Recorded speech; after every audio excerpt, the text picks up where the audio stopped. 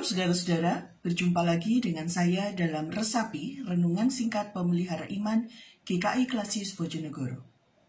Saudara-saudara, firman Tuhan yang akan kita renungkan bersama pada hari ini diambil dari 2 Tawari pasalnya yang ke-29, ayatnya yang ketiga, demikian. Pada tahun pertama pemerintahannya dalam bulan yang pertama, ia membuka pintu-pintu rumah Tuhan dan memperbaikinya. Saudara-saudara yang dikasihi dan mengasihi Tuhan kita Yesus Kristus, tahukah saudara bahwa setiap kita sebagai orang percaya sesungguhnya diutus Tuhan untuk menjadi pemimpin. Kita adalah pemimpin dalam berbagai konteks kita. Ada yang adalah pemimpin di tengah keluarganya, ada yang menjadi pemimpin bagi anak-anaknya, ada yang menjadi pemimpin di tengah masyarakatnya, ada yang menjadi pemimpin di tengah perusahaannya, tapi semua kita adalah pemimpin bagi diri kita sendiri.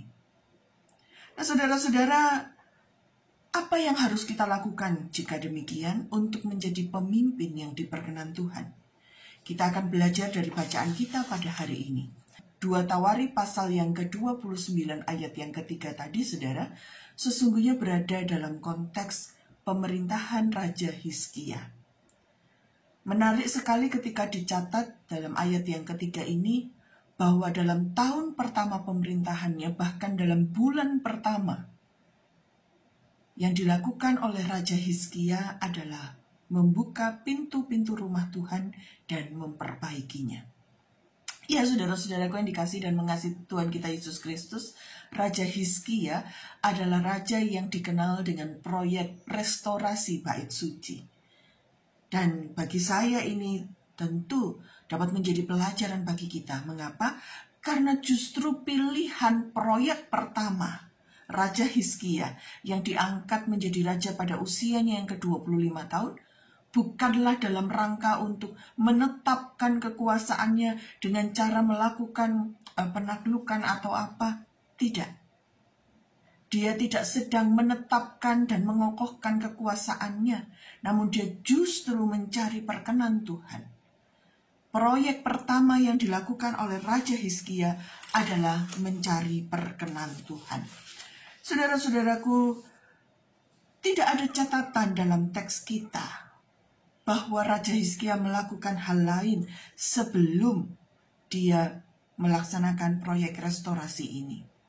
Tentu saja ini dapat menjadi sebuah tanda bagi kita, sebuah indikator bagi kita, bahwa agaknya bagi Raja Hizkia, prioritas utama adalah mencari kehendak Tuhan dalam kehidupannya.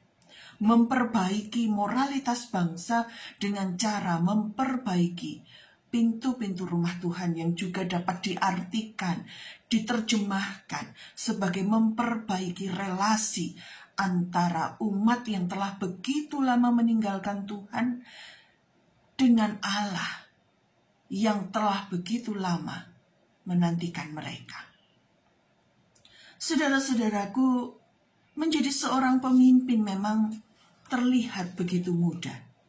Banyak orang berpikir betapa senangnya menjadi seorang pemimpin, betapa nyamannya menjadi seorang yang memimpin.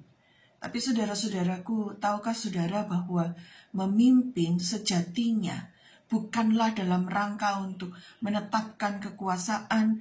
Memimpin sejatinya bukanlah sebuah seni untuk menguasai orang lain. Di dalam iman Kristiani kita percaya bahwa setiap kita yang diutus menjadi pemimpin pada hakikatnya adalah diutus untuk menyatakan kemuliaan dan perkenan Tuhan dalam kehidupan kita, sehingga kita pun dapat menginspirasi orang lain dengan perkenan Tuhan tersebut, membawa orang lain mengalami perjumpaan dengan Tuhan. Itu yang dilakukan oleh Raja Hizkia. Ketika dia memperbaiki pintu-pintu rumah Tuhan, membuka pintu-pintu rumah Tuhan, melakukan restorasi, dia pada hakikatnya sedang memperbaiki kehidupan umat, kehidupan bangsanya, agar menjadi sebuah kehidupan yang kembali bersama di hadirat Tuhan. Nah, saudara-saudaraku, apakah saudara sudah menjadi pemimpin yang diperkenan Tuhan? Kalau belum, mari belajar dari Raja Hizkia ini. Jangan mencari kekuasaan dalam kepemimpinan saudara, tapi carilah perkenan Tuhan dan kehendak Tuhan. Maka saudara akan menjadi seorang yang berdampak. Tuhan Yesus memberkati. Mari kita berdoa. Tuhan, kami mengucap syukur hari ini kami belajar akan cinta Tuhan yang dinyatakan melalui cinta kasih dalam hidup Raja Hizkia. Tuhan, hari ini kami mau belajar untuk mencari perkenan Tuhan. Sebelum kami mencari berbagai proyek-proyek kehidupan kami, izinkan kami selalu mengawali kehidupan kami dengan mencari perkenan Tuhan. Kami mohon Tuhan memberikan hikmat pada setiap kami. Dan kami berdoa di dalam nama Tuhan Yesus Kristus. Amin.